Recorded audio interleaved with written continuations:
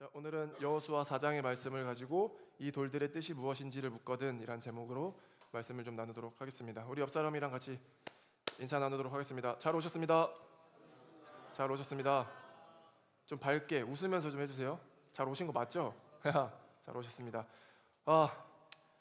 갑자기 찬양이 시작하고 오랜만에 이 아랫마을 2부 설교를 좀 하게 되는 것 같습니다. 얼마 만인지 아세요? 2주? 거의 한 달 된 것 같아요. 그 페루 가기 전에도 아마 못했을 거예요. 저기 현준 전도사님 뉴질랜드에서 오시면서 그때 8주? 거의 약 한 3, 4주, 4주 정도 된 것 같습니다. 기다리셨죠? 네. 좋아요. 네, 아주 자연스러운 좋아요. 그 기억나시나요 혹시? 우리 어떤 말씀을 가지고 계속 오고 있었는지? 다시 해야 될 것 같아요. 여호수아 1장부터. 그렇죠? 여호수아 1장 이렇게 다시 시작하면 뭐 1년 내내 여호수아 3장, 4장까지만 하고 뭐 진도를 못 나갈 것 같아요. 오늘 4장인데 지난 1월부터 3주 했었고 2월에 좀 이렇게 시간이 안 돼서 못 했는데 1장, 2장, 3장 봤었는데 다들 기억나시나요?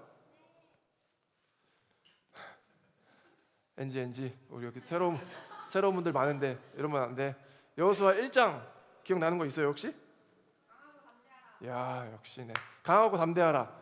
제가 올해 그 말씀 카드 뽑았던 것 중에 여호수아 말씀 강하고 담대하라 뽑아가지고 1장부터 시작이 됐었고 2장이 갑자기 또 독특하게 하나 낀 내용이었었죠. 여호수아에서 라합의 이야기 기억나요?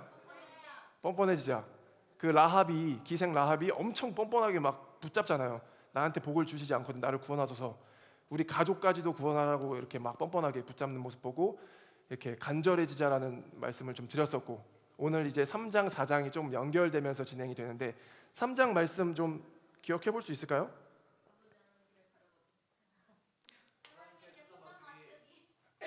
이야, 설교 노트 좀 뒤적뒤적 네, 좋아요. 하나님께 초점 맞추기. 3장에서 내용이 잠깐 우리 좀 복기를 해보면 마침내 요단강을 건너죠. 그 아브라함에서부터 우리 대대손손 할아버지 때부터 물려 내려왔던 그 이야기가 마침내 성취되는 이야기가 여호수아에서 쭉 펼쳐지는데 3장에 요단강 직전 목전에 딱 서게 됩니다. 그런데 그 범람하는 요단강을 바라보면서 그러니까 평소에는 사실 그렇게 넓지 않은데 강폭이 그렇게 크지 않은데 약 3, 4월 헐몬산에서 내리는 뭐 눈, 비 이런 물들이 쭉 범람하면서 요단강이 엄청 불어나죠. 그래서 진 앞에 섰는데 하나님의 말씀이 성취되려면 물이 점점 낮아져야 됨에도 불구하고 더 막 범람하는 모습을 보면서 불안해하죠. 그리고 심지어 모세도 갑자기 막 죽게 되고 그러면서 이스라엘이 겪었던 어떤 두려움과 불안 가운데 요단강을 어떻게 건너라라고 해서 구체적으로 알려주시잖아요. 어떻게 건넜죠? 그렇죠. 제사장 언약궤를 맨 제사장이 먼저 출발을 합니다. 요단강을 출발해서 발을 딱 대면 요단강의 물이 멈춰서죠. 강이 상류에서 하류로 이렇게 쭉 흘러가니까 상류에 어떤 댐이 설치되는 마냥 그런 효과처럼 물이 딱 멈춰서서 흐르던 물들은 다 지나갔을 것이고 그러면 그 마른 땅이 됐을 때 제사장부터 해서 건너라. 그리고 제사장부터 2000규빗 딱 2000규빗 떨어져서 이스라엘 민족이 걸어가라. 그러면 건너면 된다라고 구체적인 방법을 알려주시죠. 그래서 제가 하나님께 초점을 맞춰야 된다.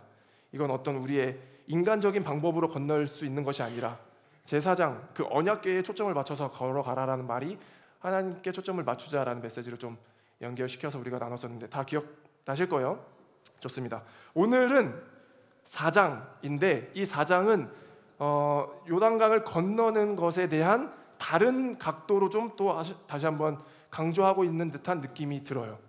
그러니까 하나님의 은혜로 구체적으로 하나님께서 어떻게 건너라고 말씀을 해주시고 추가적인 사건의 내용, 추가적인 내용은 뭐냐면 4장에서 이것을 기념하기 위한 어떤 또 내용이 하나 등장을 합니다.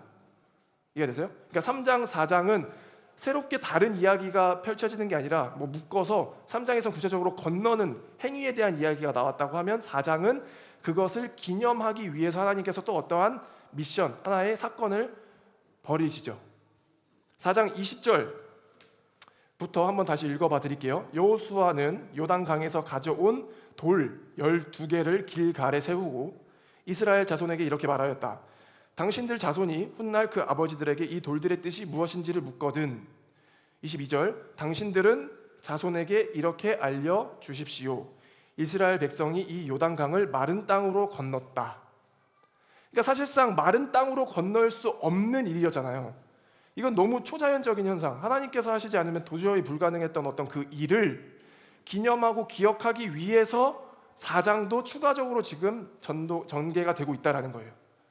이해가 되십니까? 그러니까 사실상 이 일이 얼마나 우리에게 큰 사건이고 은혜가 되는 일인지를 우리가 다시 한번 느낄 수도 있을 것 같아요. 3장, 4장 이 두 장을 할애해서 요단강을 건너게 하신 일, 그 일을 우리가 계속해서 한번 집중하면서 좀 보자는 거죠. 4장의 본문에 대한 어떤 사건의 줄거리가 어렵진 않을 거예요. 그렇죠? 제가 더 구체적으로 뭐 추가 설명을 하지 않아도 이 사건이 어떤 내용인지를 파악하기는 어렵지 않을 거예요. 그렇죠? 다 내용은 이해할 텐데, 그럼 이 본문이 오늘을 사는 우리에게 주는 어떤 메시지, 교훈이 무엇이 있을까? 한번 같이 좀 나눠보고 싶어서 제가 좀 정리를 해온 건데, 첫 번째 뭐냐면 저도 마찬가지죠. 여러분들 각자의 기념비를 좀 만들었으면 좋겠다. 각자의 기념비를 만드는 겁니다. 그러니까 인간은 망각의 동물이라고 하거든요. 어느 정도 공감이 되세요? 인간은 망각의 동물이다. 그러니까 우리가 실수를 반복하는 이유는 까먹는 거예요. 그때는 분명히 다시는 이렇게 실수 안 해야지, 이렇게 해야지라고 결단도 하고 막 이렇게 열심히 좀 목표를 세웠다가도 반복돼요, 실수가. 이거는 뭐 까먹어서도 있긴 하지만 어떤 우리의 연약함일 수도 있고, 인간이 늘 어떤 그런 한계 안에서 살아가다 보니까 인간이 망각의 동물이다라는 표현들을 했는데, 이게 사람이 참 진짜 이게 변덕이 심한 것 같은 게 오락가락 하는 거예요. 그러니까 어쩔 때는 굉장히 잘 사는 것 같다가도 뭐 이 정도면 나름대로 하나님의 뜻 안에서, 하나님의 말씀 안에서 의미 있게 잘 사는 것 같다가도 또 어느 순간에 돌이켜 보면 내가 이렇게 살아도 되나? 뭔가 마치 자기만 도태되어 있는 것 같고 제자리에 멈춰 있는 것 같고, 남들은 되게 열심히 멋있게 하나님의 뜻을 이뤄가면서 굳이 뭐 뜻이 아니라 할지라도 성취를 해가면서 살아가는 것 같은데, 막상 자기 모습만 보면은 또 초라해지는 그런 느낌들이 드는 경우들이 있는 거죠. 마치 뭐 예배를 드릴 때 우리 막 기도도 하고 찬양도 하고 예배를 드리다 보면 마음이 평안해요.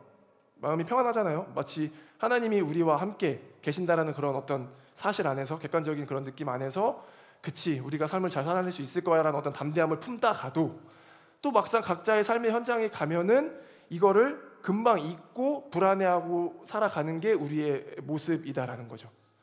옛날에 뭐 주일학교 혹은 청소년부 교사를 해보신 분들 있는지 모르겠는데, 청소년부는 독특하게 막 수련회 끝나고 돌아오면 교회 분위기가 달라져 있거든요. 수련회 때 돌아오고 그 다음 주 보면 막 마치 선교사로 다 뛰어나갈 것처럼 엄청 교회가 막 활성화가 되어 있어요. 저 예배팀 하겠습니다, 저 뭐 워십팀 하겠습니다, 뭐라도 좀 시켜주세요, 막 이렇게 했다가 시간이 점차 지나면 아시죠 여러분들? 마치 여러분들처럼 시체와 같은 모습으로 뭐 눈이 다 이렇게 흐리멍텅해져가지고 언제 끝나요? 빨리 끝내주세요. 마치 수련회를 기점으로 훅 올라갔다가 또 훅 꺼졌다가 막 이런. 그러니까 망각의 동물이에요. 인간이 막 은혜를 받는 이렇게 존재이면서도 동시에 또 잘 까먹는 그런 존재이기도 하다라는 거죠. 성경의 대표적인 이야기가 하나 등장하는데 뭐냐면 출애굽기 32장에 가면 여러분 잘 아시잖아요. 금송아지 우상을 만드는 이야기가 등장을 합니다. 그러니까 모세가 하나님께 십계명 돌판을 받기 위해 시내산에 올라가요. 시내산에 올라가가지고 하나님과 이런 교제를 하죠. 그런데 그 밑에 남아있던 이스라엘 민족들은 눈에 보이던 모세가 보이지 않자, 그리고 산에서 꽤 나름 오랜 시간이 지체되자 굉장히 불안해하면서 금송아지를 만들어 달라는 요청을 하게 됩니다. 32장 1절 우리 같이 한번 읽어볼까요? 시작.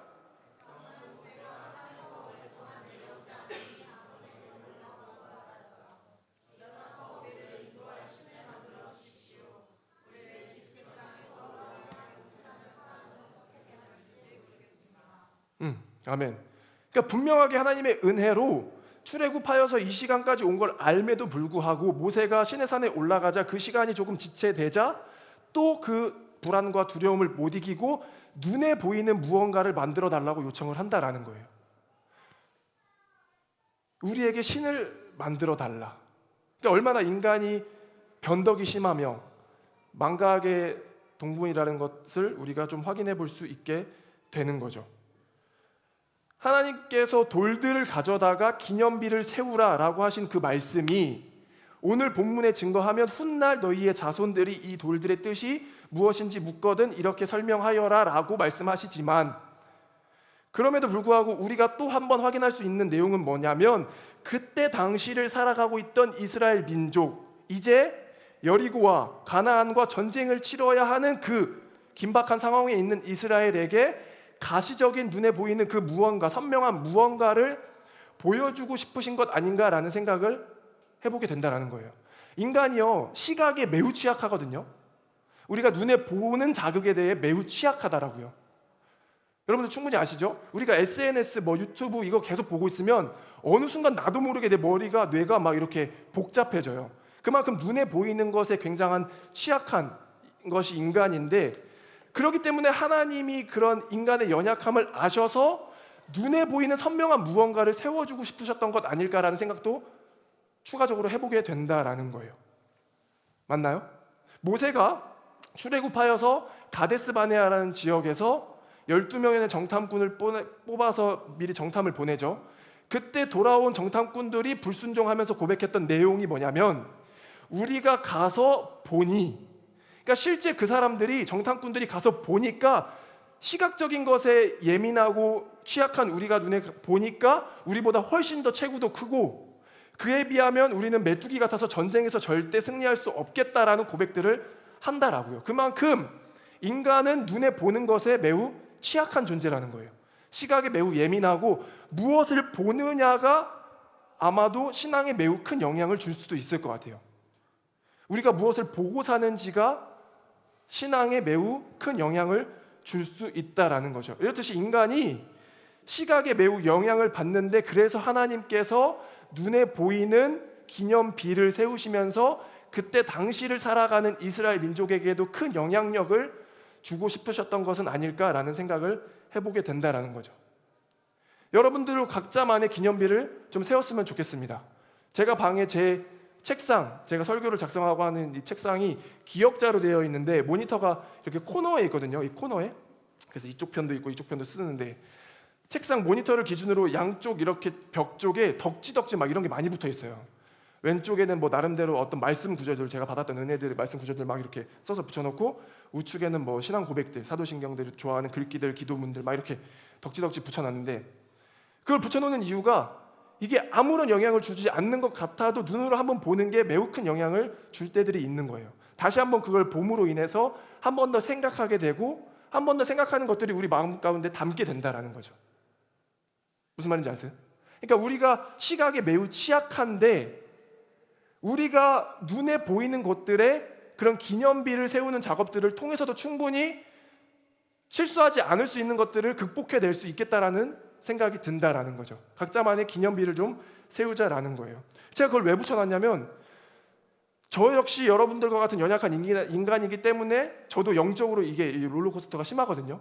물론 이걸 좁혀가는 게 우리의 신앙의 여정이니까 점점 좁혀가는 가고 있지만, 저 역시 업다운이 막 이렇게 막 심해가지고 다운이 될 때는 저도 이상해요. 제가 왜 이러지 싶을 정도로. 여러분들한테는 전혀 티 안 내도 제 가장 가까운 사람들 집에 가면은 이렇게 말도 함부로 하고 제가 제 모습이 옳지 않다, 건강하지 않다라는 걸 이렇게 느끼는 거죠. 그러면 그때 저는 그런 것들을 그래도 나름 잘 인지를 하다 보니까 엄청 빨리 그걸 극복해내고 싶어서 노력을 많이 해요.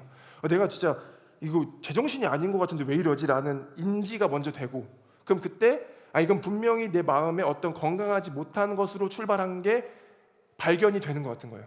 어떤 뭔가 인정받고 싶어하는 욕구일 수도 있고, 나의 의일 수도 있고, 내 말대로 되지 않은 것에 대한 불만일 수도 있고, 여러 요소들이 객관적으로 보면 내가 건강하지 못했던 거죠. 그럼 그걸로부터 빨리 극복해내려는 노력들, 그게 어떤 기념비를 바라보거나 말씀을 보거나 기도하는 행위를 통해서, 그러니까 하물며 저조차도 제가 뭐 여러분들보다 신앙이 월등히 앞선다 이런 말은 아니지만 저조차도 그런 극복의 노력들을 해나가는데 눈에 보이는 기념비를 세워서 나름대로 쓰러지지 않으려고 넘어지지 않으려고 노력을 하는데 여러분들도 그런 일들을 좀 같이 했으면 좋겠다라는 거죠.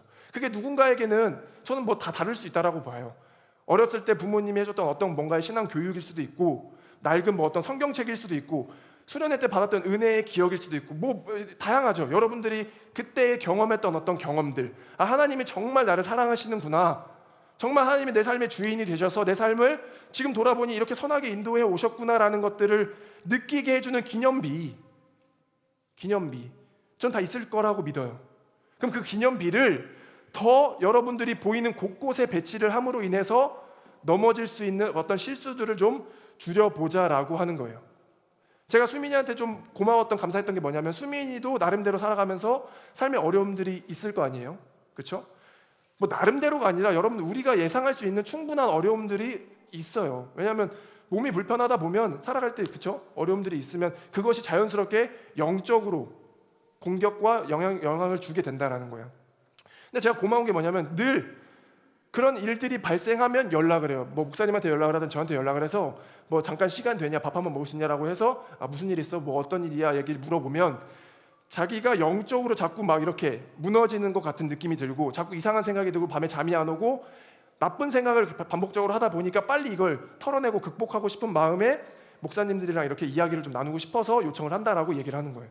그러니까 이런 거죠. 어떻게 보면 누구나 인간은 연약하고 사단의 공격이 있고 이건 있기 때문에 이 지점에 갔을 때 이 기념비 각자만의 어떤 방법들을 세워놔야 되는데 그게 요청일 수도 있는 거고 무슨 사인물을 볼 수도 있는 거고 기념비를 세우잖아요. 우리만의 기념비.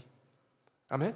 그러니까 이스라엘이 이제 정말 그 가나안과의 전쟁 엄청 큰 목전에 앞둔 그 영적으로 굉장히 서 있어야 하는 그 상황에 기념비를 하나님께서 세우심으로 말미암아 이걸 보고서 힘을 낼 수 있게끔 극복해낼 수 있게끔 도와주시지 않은 건가라는 생각을 해보게 된다라는 거예요. 아멘. 기념비를 세울 수 있는 저와 여러분이 되길 소망합니다.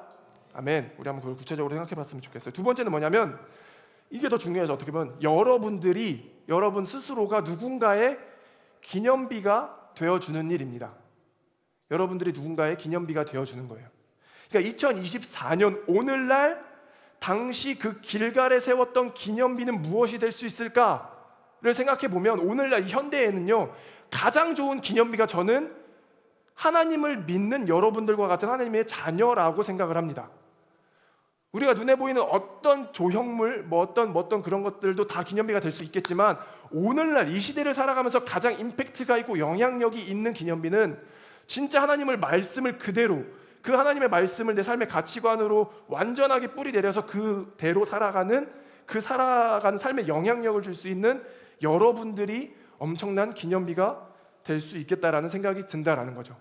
저도 여러분들과 같은 20대 시절이 있었을 거 아니에요. 20대 제가 25세 여행을 다니고 26세 학교를 박차고 나와서 이제 비영리 단체를 이제 NGO 단체를 만들어서 시작을 했는데 그때 당시에 아름다운 동행이라는 기독교 신문의 기자님 이경남 기자님이라고 지금은 편집장님인데 그 기자님이 그때 당시에 청년들이 이렇게 활동하는 사람들을 다 인터뷰해가지고 한 자리에 모으는 일들을 하셨던 거예요. 그러니까 저도 초대받아가지고 그 기사에도 나오고 막 그랬었는데 갔더니 뭐 한 10명에서 15명 정도의 사람들이 저 또래 청년들이 모여서 막 이제 이런 이야기를 나누는 거죠. 그래가지고 누구는 어떤 활동을 하는데 누구는 어떤 활동을 하는데 그러니까 활동의 내용보다도 당시에 저한테 굉장히 충격적이었고 임팩트 있었던 거는 그 마음 가운데 동기가 다 하나님이 자기를 너무 사랑하셔서 그 큰 은혜를 보답하기 위해서 각자가 할 수 있는 일들을 계속 해나갔던 거예요. 지금도 들어보면 굉장히 유명한 기업들도 있고 나름 활동가들도 있고 근데 그때 당시에 모여서 같이 기도하고 이런 이야기 나누고 왜 어떻게 시작했는지 막 이야기를 듣는데 제가 거기에 엄청난 영향을 받고 있는 거예요. 저는 그때 당시에 이제 막 여러분들 또래의 청년이었는데 와 진짜 이렇게 뭔가 멋지게 그러니까 멋지다라는 게 어떤 행위가 멋지다라는 게 아니라 이것에 대한 출발과 동기가 이 마음이 너무 멋진 거예요. 정말 하나님을 위해서 자신이 할 수 있는 일을 가지고 살아본다라고 하는 그 모습들이 굉장히 도전이 되고 멋있어가지고 그런 영향을 받았었는데 여러분들도 마찬가지로 누군가의 기념비가 되었으면 좋겠다라는 거예요. 여러분들의 모습을 보고 여러분들의 삶을 보고 누군가 앞으로에 다가올 그 후배들이 저 형처럼 저 누나처럼 저 기념비처럼 좀 살아보고 싶어라는 어떤 도전을 받았으면 좋겠다라는 거죠. 제가 뭔가 돼야 된다라고 말하는 게 절대 아닙니다. 무슨 말인지 아시죠? 뭔가 돼야 된다라고 말하는 거예요. 이거는 결국에는 결과주의고 승리주의예요. 저는 어떤 결과물이 있어야 된다라고 얘기하는 게 아니라 그 의미가 중요하다라는 거죠. 삶의 태도와 삶의 가치관, 나는 하나님이 주신 내 삶, 하나님이 나에게 맡기신 그 삶을 질서 있게 건강하게 살아내보고 싶어. 그런 자세는 어떤 결과물보다도 저는 과정이 굉장히 아름답다라고 믿습니다. 삶을 바라보는 시선도 다를 거고요, 사람들과의 관계하는 태도도 다를 거고, 하는 언어도 다 다를 거라고요. 결국 그것이 저는 매력이라고 이야기를 할 수 있을 것 같아요. 그냥 일반에 살아가는 사람들이, 심지어 기독교 믿는다라고 하는 사람들도 누구를 보면 굉장한 매력을 느껴요. 저는 그 매력이 어떤 결과, 승리 이게 아니라 삶을 살아가는 자세이자 태도이자 가치관이라는 거죠. 그럼 그 매력을 통해서 저 사람 뭐지? 뭔가 모르게 달라. 나 저렇게 좀 살아보고 싶어. 저런 어떤 건강함을 나도 좀 가져보고 싶어라고 하는 것들을 우리가 느끼게 되는데, 그런 사람들이 우리가 같이 다 되었으면 좋겠다라는 거예요. 어떤 막 이런 승리주의를 제가 얘기하는 게 아니라. 이해가 되시나요? 그러니까 기념비를 세우자라는 것 안에서 우리가 각자 누군가의 기념비가 좀 되었으면 좋겠는데, 여러분들이 진짜 하나님을 믿는, 진실되게 믿는 그 믿음을 통해서 온전히 건강하게 세워진 그 사람이 저는 오늘날 엄청난 임팩트를 주는 그 기념비가 될 수 있겠다라고 믿는다라는 거예요. 아멘? 여러분들 옆 사람 보고 한번 같이 나눠볼까요? 기념비가 됩시다. 기념비가 됩시다. 정말 기념비가 됩시다. 여러분들 한 사람 한 사람이 기념비가 되어질 때 우리 교회는 기념비가 될 줄 믿습니다. 아멘? 우리 교회는 엄청난 영향력을 줄 수 있는 교회가 되는 줄 믿어요. 역시 마찬가지로 이것도 무엇인가를 해야 된다라고 말하는 게 아니라 진짜 교회다라는 느낌을 줄 수 있는 거죠. 거기는 뭔가 몰라도 달라라고 하는 그런 느낌을 줄 수 있을 것 같아요. 베드로전서 2장 12절에 보면 말씀이 이렇게 있습니다. 여러분은 이방 사람 가운데서 행실을 바르게 하십시오. 그렇게 해야 그들은 여러분더러 악을 행하는 자라고 욕하다가도 여러분의 바른 행위를 보고 하나님께서 찾아오시는 날에 하나님께 영광을 돌릴 것입니다. 아멘.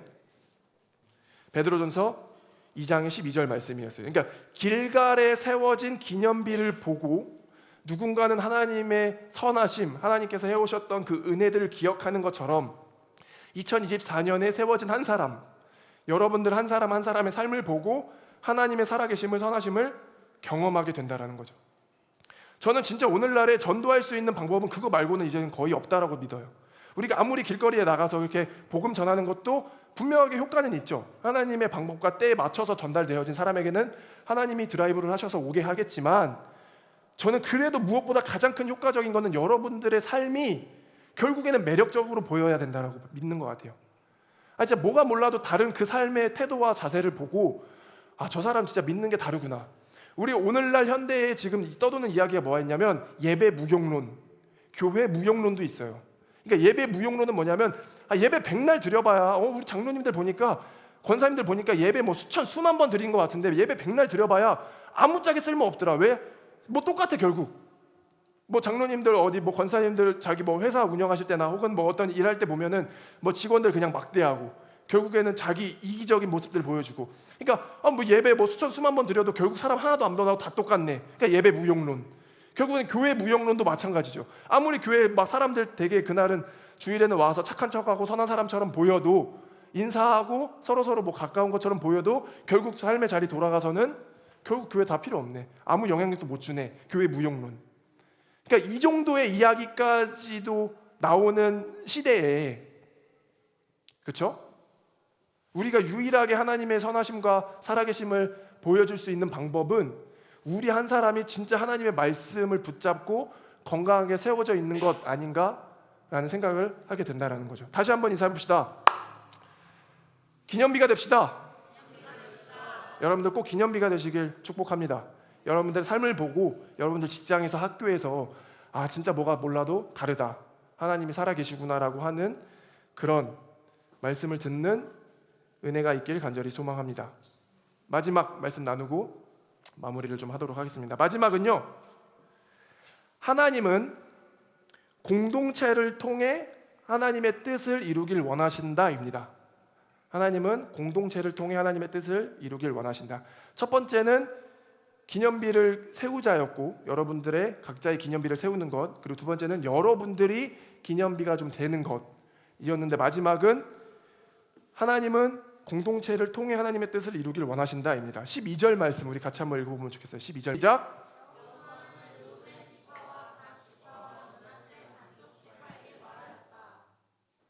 네, 13절도 같이 읽게요. 시작.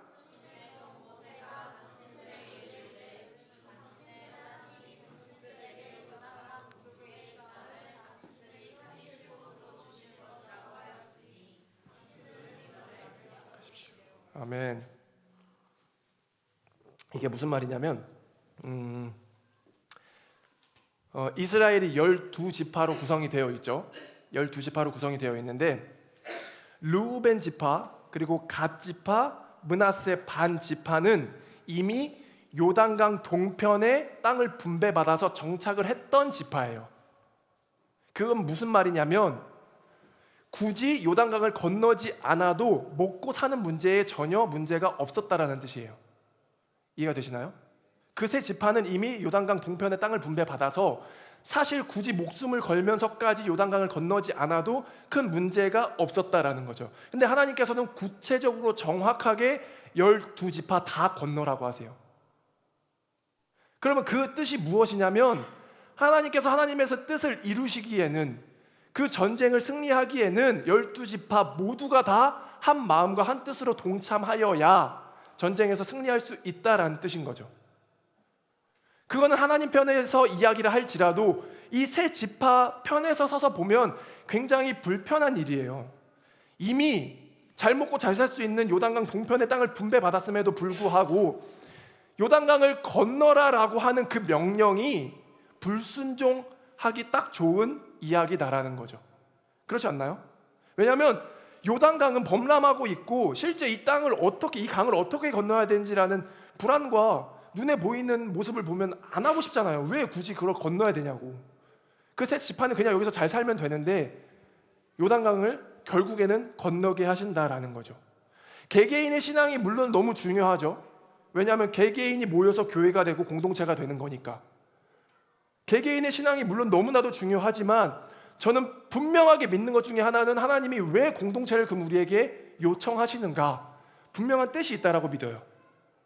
하나님은 공동체를 사랑하십니다.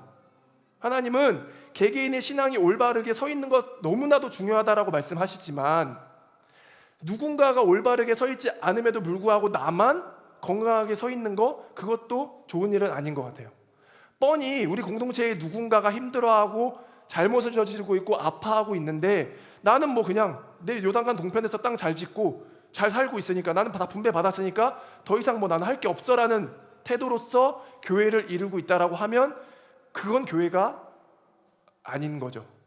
그건 공동체라고 말할 수 없는 거죠. 왜요? 우리는 지체라고 표현되잖아요. 예수님이 머리고 우리는 각 다 지체라고요. 그렇지 않습니까? 손이 아프다라고 해서 발이 책임이 없는 게 아니라 우리는 다 한 몸으로 구성된 지체이기 때문에 누군가가 힘들어하고 아파하고 있을 때 우리는 그거를 들여다볼 수 있어야 된다라는 거예요. 그러니까 굉장히 교회는 비합리적인 곳이에요. 비효율적인 곳이고, 제가 늘 강조해서 얘기했던 것처럼 사랑하는 데 있어서만큼은 굉장히 비효율과 비합리가 인정이 된다라고요. 그것이 유일하게 인정되는 곳이 교회이고 가족이고, 여러분들 가족 안에서 아빠가 내가 너는 이만큼 먹으니까 나도 이만큼 먹어야 돼 이렇게 하는 분이 어디 있습니까? 그건 사랑이 아니죠. 교회도 마찬가지로 누군가 한 사람을 위해서 우리 모두가 다 희생될 수 있는 유일한 조직은 저는 교회라고 믿는 거예요. 누군가 한 사람을 위해서 우리가 다 같이 헌신할 수 있는 게 유일하게 교회라고 믿는 거죠. 그게 하나님의 뜻이고 하나님이 기뻐하시는 일이라고요. 아멘? 저와 여러분이 그런 교회를 만들어갈 수 있길 소망합니다. 우리 수련회의 연장선에서 계속 공동체를 강조했듯이 찾는 이 중심, 진실한 공동체, 안팎의 변형, 균형 있는 성장, 우리 공동체를 늘 계속 강조하면서 이야기해왔듯이 우리 숲에 누군가 한 명이 교회를 나오고 있지 않는데 우린 뭐 아무도 몰라. 이것도 저는 문제가 있다라고 봐요. 우리 교회에 누군가가 오랜 시간 못 나오고 있는데 그게 어떻게 됐대라고 질문조차 나오지도 않고 아무도 소식도 모르고 뭐 이거는 조금 문제가 있는 거 아닌가라는 생각도 든다라는 거예요. 물론 각자가 나름대로 개개인마다 하고 있긴 하겠지만 늘 우리는 그걸 같이 좀 고민하면서 그런 것들을 섬세하게 헤아릴 수 있는 우리가 되었으면 좋겠다라는 겁니다. 그러니까 하나님은 분명히 공동체를 통해서 하나님의 뜻을 이루길 원하십니다. 아멘. 각자가 엄청 열심히 어떤 성과를 내는 것도 중요하지만 분명하게 하나님은 우리를 통해서 이 공동체를 통해서 하나님의 뜻을 이루길 원하세요. 아멘. 이 세 가지 꼭 기억했으면 좋겠습니다. 첫 번째, 기념비를 세우자. 여러분들 돌아가셔서 각자 생각해 보셔서 아 그때 그랬지, 정말 하나님이 나에게 이런 은혜를 주셨지, 이걸 딱 볼 수 있는 어떤 기념비 하나 만들어 보시면 좋을 것 같고, 두 번째는 여러분들의 삶을 통해서 누군가가 은혜를 느낄 수 있는 기념비가 되시길 축복하고, 마지막 세 번째, 공동체를 통해 하나님의 뜻을 이룬다라는 것을 기억하시길 바랍니다. 네, 마무리 마지막 반주 좀 해주시면 좋을 것 같고, 제가 마지막에 사실 굉장히 막 되게 좋게 얘기했죠. 그 세 지파가 마치 굉장히 성숙한 거 마냥 자기들이 알아서 동편의 땅을 잡았는데도 불구하고 순종해서 강을 건넌 것처럼 되게 좋게 말하긴 했는데, 민수기 32장에 가면 이미 그 세 지파에 대한 이야기가 나오거든요. 민수기 32장에 가면 모세가 있을 때 살아서 거슬러 올라가요. 르우벤 지파랑 갓 지파는 목축을 하던 지파였단 말이에요. 근데 요단강 동편의 땅이 목축을 하기에 이미 너무 좋은 땅이에요. 진짜 여기서 하면 그냥 누가 해도 잘 되는 그런 땅을, 요단강 동편이었는데 그 세 지파가 모세한테 이미 먼저 가서 선수를 친 거예요. 사실 저희 그냥 요단강 동편 땅을 줘서 우리 목축하는 곳이니까, 그 지파니까 그냥 그 땅을 주고 우리 전쟁에 참여 안 해도 하게 해주시면 안 됩니까? 라고 이야기를 먼저 꺼내요. 그러니까 모세가 그걸 듣고 빡이 칠까요, 안 칠까요? 저는 제가 모세였으면 겁나 빡쳤을 것 같은데, 아닌가?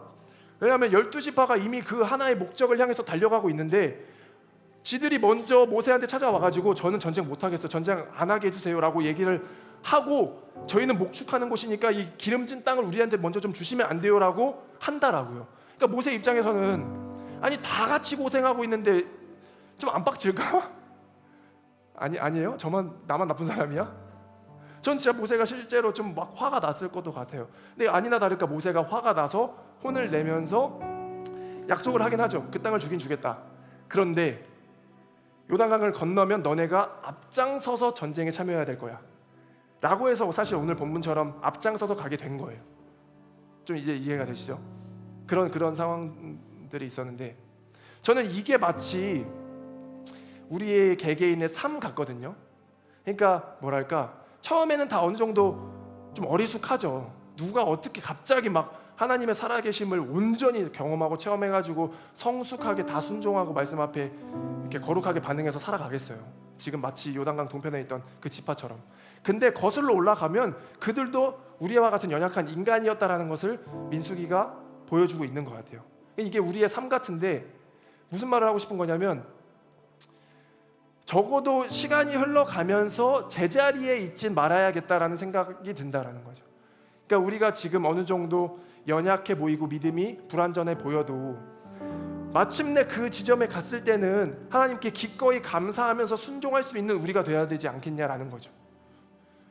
물론 신앙이 처음에 연약하고 이제 막 하나님을 알았을 때는 그때 굉장히 안 하고 싶죠. 불순종하고 싶고 전쟁에도 안 나가고 싶고 더 좋은 거 취하고 싶고 남들은 이렇게 고생하고 있는데 자기는 편하고 싶고, 그게 누구나 다 가질 수 있는 인간의 욕구일 수 있겠으나, 민수기가 지나가고 여호수아의 시대까지 와가지고 그들이 신앙의 성숙을 이뤄내서 공동체 안에서 어떤 훈련과 각자의 나름대로의 신앙의 성숙을 가져서 마침내 어떤 말씀에도 순종할 수 있는 믿음의 성장까지 자랐던 것처럼 우리가 어느 지점에 다 있을 거예요. 여러분들이 누구는 지금 이미 여기에 있는 사람도 있을 거고, 누구는 여기에 있는 사람도 있을 거고, 각자가 다 어느 지점에 포진되어서 신앙을 견고하게 세워나가고 있겠지만 방향만큼은 우리가 좀 통일했으면 좋겠다라는 거예요. 방향만큼은. 그치, 내가 지금 이렇게 연약하지만 어쨌든 이 말씀의 내용과 비추어 봐서 점점 우리도 그 하나님의 말씀을 온전하게 신뢰할 수 있는 방향으로 나아가자라는 거죠. 그리고 그것이 공동체를 통해서 훈련이 되어졌으면 좋겠다라고요. 공동체 생활 안 하면 편하게 신앙생활 할 수 있어요. 갈등 안 겪어도 되고요. 누군가한테 인사 안 해도 되고 갈등 이런 거 얼굴 붉힐 필요도 없습니다. 그런데 저는 분명하게 이 갈등을 통해서 우리의 신앙과 성숙이 일어난다고 믿습니다. 우리 안에서 어떤 일들을 통해서 하나님이 우리를 다듬어 가신다라고요. 민수기에서 다듬어지지 않았던 그 민족이 결국 공동체 안에서 순종과 불순종과 순종과 불순종을 반복하면서 결국 마침내 이렇게 굳건하게 서갔던 것처럼 여러분들이 세워져 갈 수 있는 우리가 되길 소망합니다. 아멘. 같이 기도하겠습니다. 우리 찬양팀 나와서